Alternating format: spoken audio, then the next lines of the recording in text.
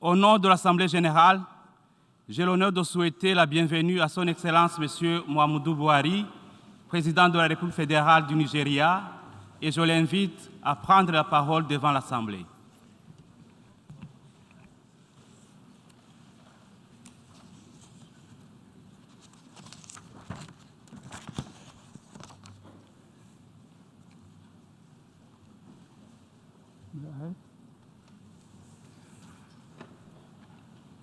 Mr. President, Heads of State and Government, Mr. Secretary General, distinguished delegates, ladies and gentlemen. Mr. President, on behalf of the government and people of Nigeria, I congratulate you on your well-deserved election as President of the 77th session of this August Assembly. I assure you of the full support and cooperation of the Nigerian delegation during your tenure. I commend your predecessor, His Excellency Abdullah Shahid, for the many remarkable achievements of the General Assembly under his leadership during these challenging times. May I also congratulate the Secretary General, Mr. Antonio Guterres, on his ceaseless and untiring efforts to promote peace, security, and development, very much in line with his exalted role. Mr. President, the first time I could have addressed this August Assembly was in 1984, when I was the military head of state of the Federal Republic of Nigeria. 31 years later, I had the great privilege to personally address the Assembly in 2015 as the democratically elected president of my country. As I approach the end of my second and final four-year term, I am reminded of how much has changed in Nigeria, in Africa, and in the world, and yet how some challenges remain. We are now more severely tested by these enduring and the new global challenges, paramount among which are conflicts increasingly being driven by non-state actors, proliferation of small arms and light weapons, terrorism, violent extremism, malignant use of technology, climate change, irregular migration, and disparities in opportunities for improved standards of living. Despite the challenging international environment, the United Nations has proved that it can be strong when the will of its members is harnessed for positive collective action. The guiding principles of this extraordinary institution is the promotion of peace and security, development, and human rights. Latest in a chain of events challenging these principles is the Ukraine conflict, which has already created strains that are perhaps unprecedented for a generation. Such a conflict would have adverse consequences for us all, hindering our capacity to work together to resolve conflicts elsewhere, especially in Africa, the Middle East, and Asia. Indeed, the ongoing war in Ukraine is making it more difficult to tackle the perennial issues that feature each year in the deliberations of this Assembly, such as nuclear disarmament, the right of the Rohingya refugees to return to their homes in Myanmar, and the Palestinians' legitimate aspirations for statehood and reduction of inequalities within and amongst nations. The danger of escalation of the war in Ukraine further justifies Nigeria's resolute calls for a nuclear-free world and a universal arms trade treaty, which are also necessary measures to prevent global human disasters.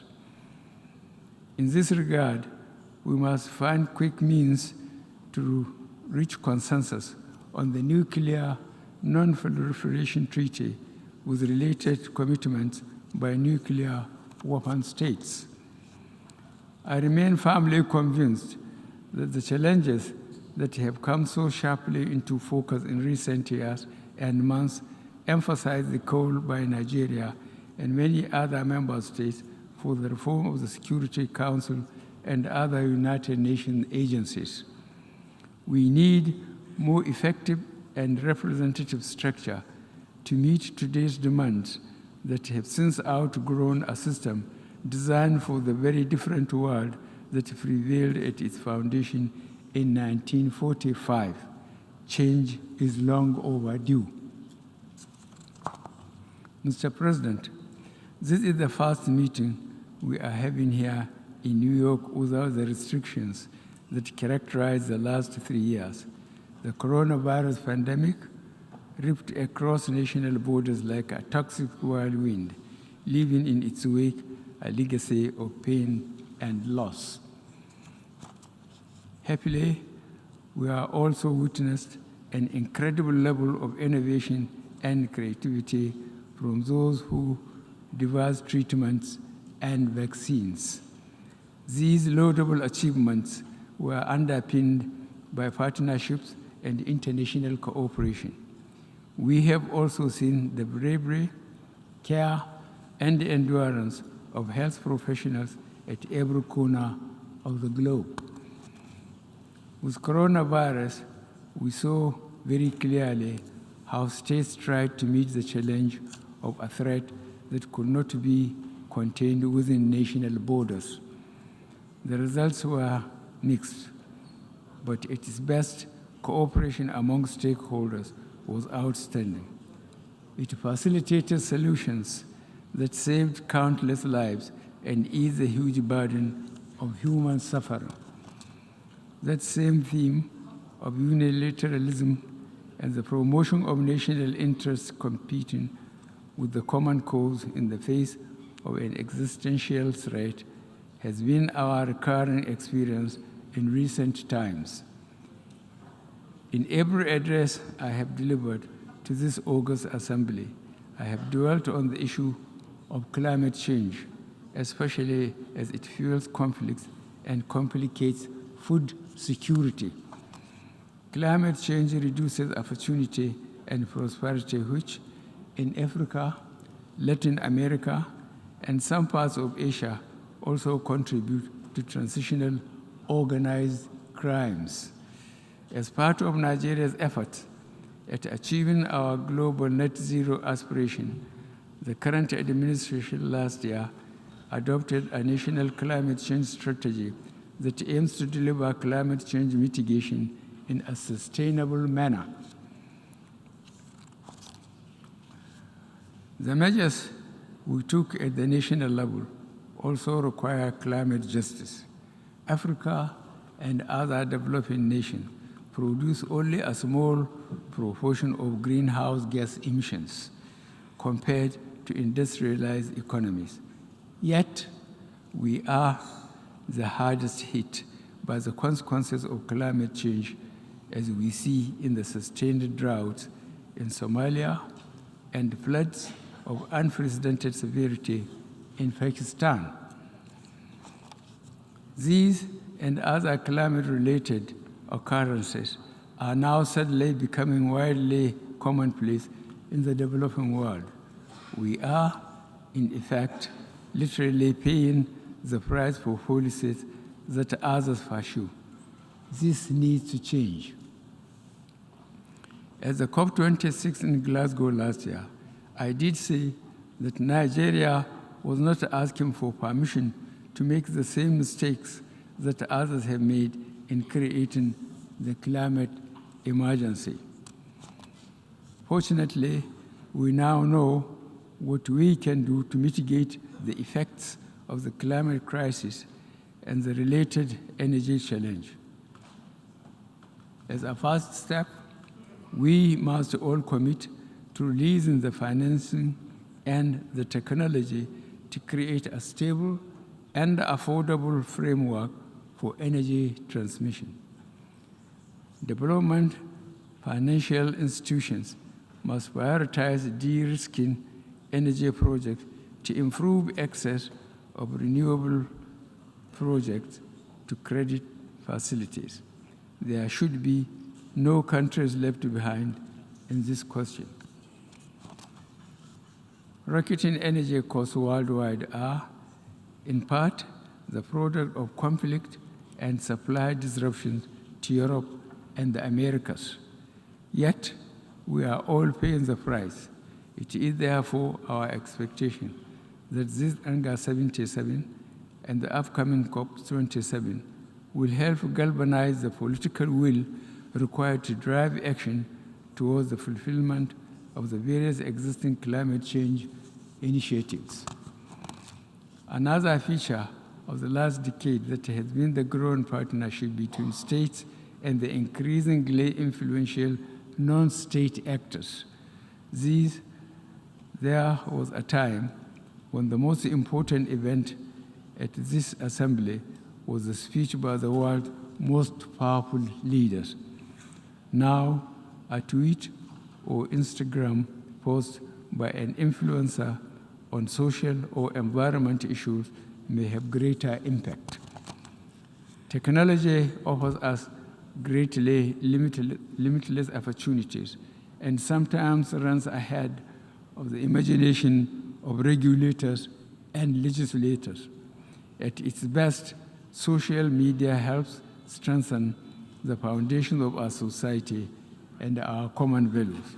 At its lowest, it is a corrosive digital version of the mob, bristling with intolerance and division. In confronting these challenges, we must also come together to defend freedom of speech while upholding other values that we cherish. We must continue to work for a common standard that balances rights with responsibilities to keep the most vulnerable from harm and help strengthen and enrich communities. Efforts to protect communities from the scourge of disinformation and misinformation must also be matched with efforts to reduce inequalities and restore hope to our poorer and most vulnerable of our communities as a means to stem the many socio-economic conflict drivers with which we are faced. In spite of our efforts, humanitarian crisis will continue to ravage some of our communities. Nigeria, therefore, implores our global partners to do more to complement our endeavors. Indeed, the multifaceted challenges facing most developing countries have placed a debilitating chokehold on their fiscal space. This equally calls for the need to address the burden of unsustainable external debt by a global commitment to the expansion and extension of the debt service suspension initiative to countries facing fiscal and liquidity challenges, as well as outright cancellation for countries facing the most severe challenges. Mr. President, Your Excellencies, distinguished delegates, democracy is an idea that crosses time and borders. Certainly, democracy does not have its limitations. The wheels of democracy turn slowly. It can demand compromises that dilute decisions. Sometimes it bends too much to special interests that exercise influence, not always for the general good, in a manner disproportionate to their numbers. But it has been my experience that a democratic culture provides a government with the legitimacy it needs to deliver positive change. In Nigeria, not only have we worked to strengthen our democracy, but we have supported it and promoted the rule of law in our sub-region. In the Gambia, we helped to guarantee the first democratic transition since independence. In Guinea-Bissau, we stood by the democratically elected government when it faced mutiny. And in the Republic of Chad, following the tragic death of its president, the late Idris Dabe Itno, in the battlefield, we joined forces with its other neighbors and international partners to stabilize the country and encourage the peaceful transition to democracy, a process which is ongoing. We believe in the sanctity of constitutional term limits, and we have steadfastly adhered to it in Nigeria.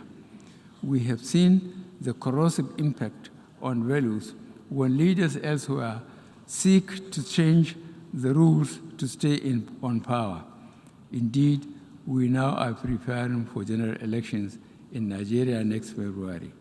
At the 78th UNGA, there will be a new face at this podium speaking for Nigeria. Ours is a vast country, strengthened by its diversity and its common values of hard work, enduring faith, and a sense of community. We have invested heavily to strengthen our framework for free and fair elections. I thank our partners for all the support that they have provided our elections. As President, I have set the goal that one of the enduring legacies I would like to leave is to entrench a process of free, fair, and transparent, credible election through which Nigerians elect their choice. Mr. President, the multiple challenges that face us are truly interconnected and urgent, and your choice of this season's theme, a watershed moment, transformative solution to interlocking challenges, is apt, in keeping with our obligation as member states of this noble organization. We'll almost do our utmost to work with you towards resolving them. In this regard, I reiterate my delegation's full and resolved cooperation. Let me convey my final reflection from this famous podium. We live in extraordinary times with independent challenges but enormous opportunities. The face of change can seem bewildering, with sometimes a palpable and unsettling sense of uncertainty about our future. But if my years in public service have taught me anything, it is that we must keep faith with those values that endure.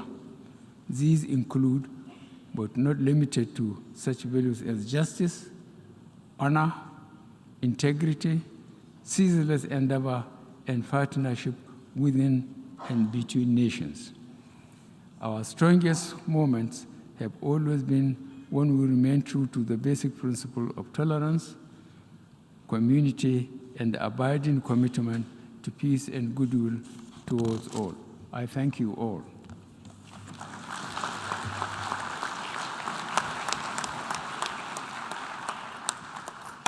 Au nom de l'Assemblée générale, je tiens à remercier le président de la République fédérale du Nigeria de son allocution et je prie le protocole de bien vouloir accompagner son Excellence.